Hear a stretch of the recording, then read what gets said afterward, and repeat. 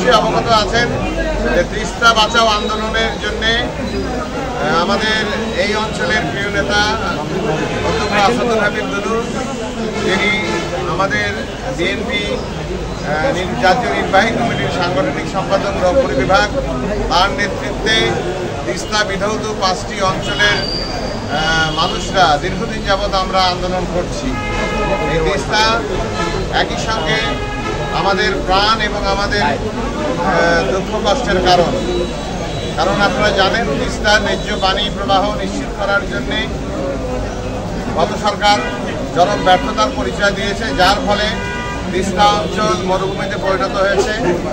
আবার একই সঙ্গে প্রবল পানি, বন্যার সময় প্রবল বেগে যখন বাঁধ খুলে দেয় তখন দুর্গুল প্লাবিত করে বাড়িঘর, ফসলের জমি, মানুষ গৃহহারা হয় এবং একজন মানুষের জমি একজন বাড়ি 15 বার 20 বার ভেঙেছে। আমরা দীর্ঘ 2 বছর যাবৎ এই তিস্তা বাঁচাও আন্দোলনের জন্য আমরা সংগ্রাম করছি এবং এই আন্দোলন সংগ্রামের ফলশ্রুতিতে বর্তমান অন্তর্বর্তীকালীন সরকার তিস্তা মহাপ্রকল্প বাস্তবায়নের জন্য উদ্যোগ গ্রহণ করেছে এবং একটি চুক্তি স্বাক্ষরিত হয়েছে।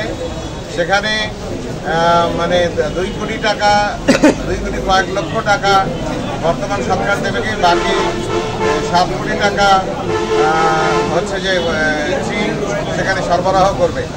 আমরা চাচ্ছি যে বর্তমান সরকার তার যে বরাদ্দকৃত অর্থ দিয়ে অন্ততপক্ষে তার মেয়াদকালীন সময়ে এই তিস্তা মহাপ্রকল্প বাস্তবায়নের কাজের শুভ উদ্বোধন করুক, যেটির ঘোষণা তারা জানুয়ারি মাসে করেছিল, কিন্তু জানুয়ারি মাসে আগেই আমরা এটা চাচ্ছি, কারণ অন্তর্বর্তীকালীন সময় নির্বাচন হয়ে গেলে অন্তর্বর্তীকালীন সরকার এই কাজগুলো করার সুযোগ পাবে না।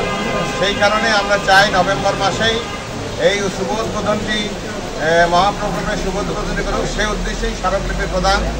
এবং আপনারা জানেন এই মহাপ্রকল্পটা একটা প্যাকেজ প্রোগ্রাম। এখানে নদী দীর্ঘ 2 কিলোমিটার প্রসারিত হয়েছে, নদীকে খনন করে সংকুচিত করে নিয়ে আসা, নদীর 2 তীরে বাঁধ নির্মাণ, সেখানে রাস্তা নির্মাণ, সেখানে ইপিজেড স্থাপন, সেখানে বিনোদন পার্ক, সেখানে আবাসিক হাউজিং এবং এই তিস্তা নদীর সঙ্গে যে সমস্ত নদীর সংযোগ রয়েছে সেগুলোতে নাব্যতা সৃষ্টির জন্যে সেই নদীগুলো খনন করে সারা বছর সেখানে পানি প্রবাহ নিশ্চিত থাকে সেই ব্যবস্থা করা এবং যার মধ্য দিয়ে সেচ কার্যসহ কৃষিকাজের ক্ষেত্রে আমাদের এই মহাপ্রকল্প আমাদের উত্তরাঞ্চলের বাস্তবায়িত হলে আমাদের উত্তরাঞ্চলের 5টি তিস্তা নদী বিধৌত এলাকা রংপুর বিভাগের আমরা একটা উন্নত এবং অগ্রগামী এলাকা হিসেবে আমরা পরিগণিত হব।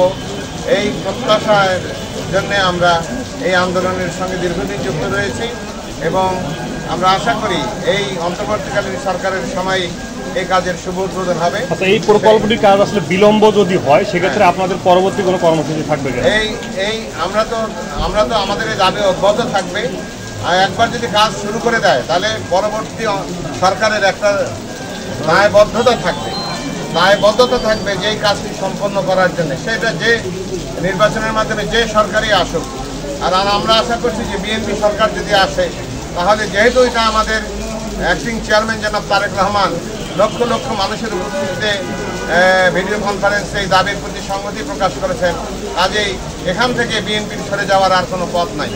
সেই কারণে আমরা আশা করি এই সরকার কাজটি শুরু করুন এবং পরবর্তী সরকার এবং আমাদের বিএনপির যদি রাষ্ট্র ক্ষমতায় যায় তাহলে অবশ্যই এই মহাপ্রকল্প বাস্তবায়নের মধ্য দিয়ে আমাদের এই 5টি জেলার মানুষেরা তাদের সকল দুঃখ কষ্টের অবসান ঘটিয়ে আমরা একটা উন্নত এবং অগ্রগামী অর্থনৈতিক অঞ্চল সহ আমরা এলাকার মানুষ একটা সমৃদ্ধির পথে অগ্রসর হব।